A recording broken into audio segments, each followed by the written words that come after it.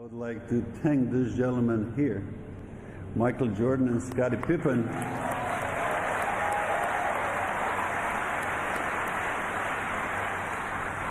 for kicking my butt during the Olympics in Barcelona, and then motivating me to work even harder to become an important part of the Chicago Bulls. For years, I've listened to mainstream media, or the clutch media folks rather, paint Michael Jordan as a bad teammate, a horrible leader, too selfish, too tough, blah, blah, blah. You know what I mean?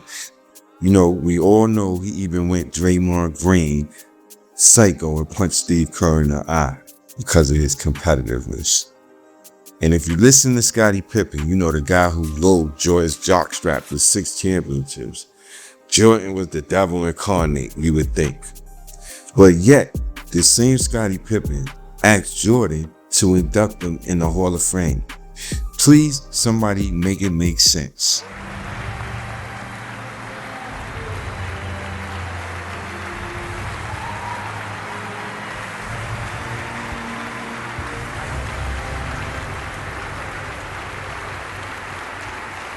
Thank you, thank you.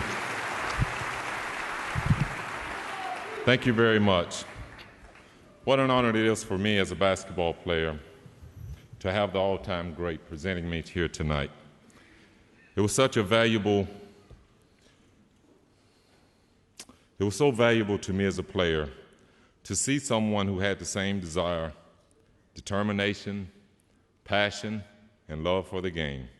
Who knew that number 23 would be here 23 years later, presenting me into the to the Naismith Basketball Hall of Fame. MJ, you have touched so many people's lives, but none like mine. Thank you for being the best teammate. I will always cherish that experience, and I will cherish our relationship forever. Thank you. All right? But Jordan, he didn't just show up for his superstar teammate, gang. He did it for the role players too.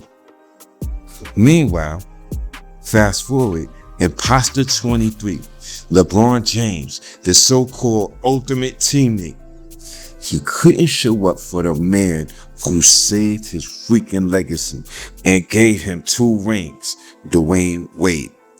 Think about that for a second, fam. Who's the real GOAT teammate here? Actions always speak louder than words, always. And Jordan's actions proved his loyalty. Imposter 23, empty calories, just like his stats. All right, first, let's talk about the Jordan narrative. All right, bad leader, bad teammate, asshole. All because what? He wanted to win. Now, let me ask you a question. What's wrong with demanding greatness, fam? Please explain. What's wrong with pushing your teammates to be the best version of themselves, to get out of themselves what they didn't even know they had? And can you argue with the results? No, you can't. So sit down and go.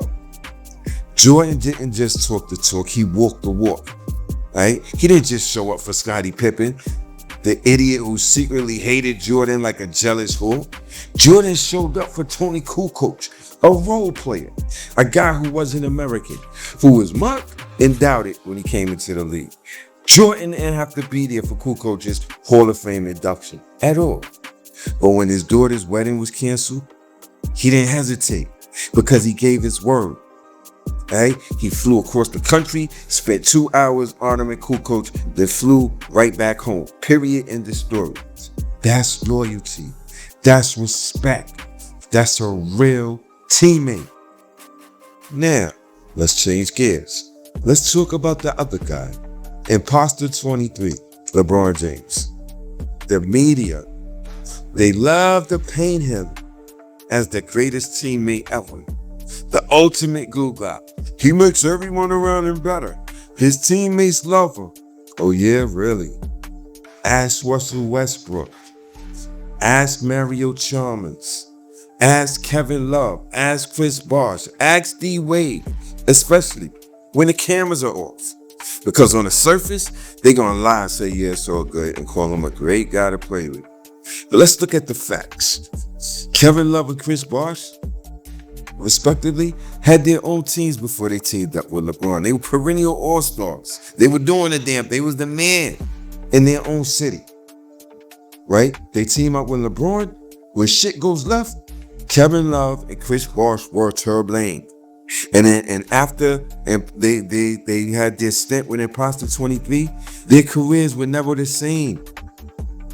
When D Wade was inducted into the Hall of Fame, where was LeBron? Oh, okay, he wasn't there.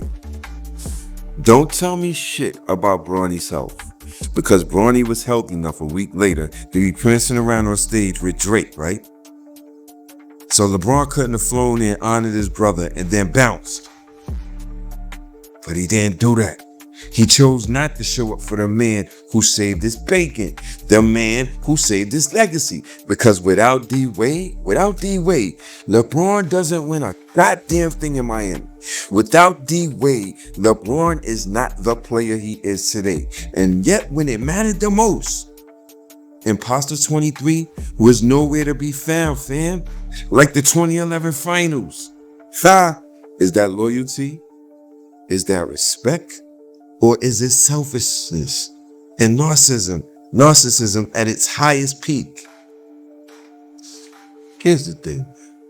Actions always speak louder than words. Michael Jordan didn't have to tell people he was loyal. He showed it. He lived it. Imposter 23, he talks a big game about being a great teammate, but when it comes time to prove it, your man falls short. Showing up for Wade's Hall of Fame induction would have been a simple gesture. It would have been a way to say, thank you for everything you did for me. But LeBron didn't do that because he thinks he's the one. The earth revolves around him. He's the sun and the earth revolves around him.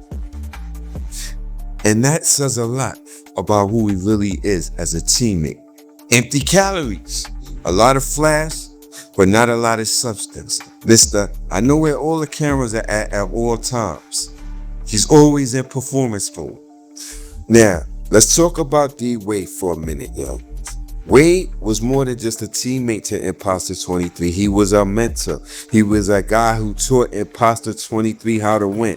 When LeBron came to Miami, he didn't know how to handle the pressure of being the guy everyone expected to win championships. Stop. You LeBron fans, stop the foolishness, right? Wade showed him the way. Wade sacrificed his own legacy to make room for LeBron. He took a back seat so this fool could shine. And how does LeBron repay him? By not showing up for one of the biggest moments of D Wade's basketball career? Fam, that's not just disrespectful, it's disgraceful. Dwayne Wade deserved better. The fans deserve better. And honestly, LeBron, you deserve better. You deserve to treat yourself and to be what you claim to be.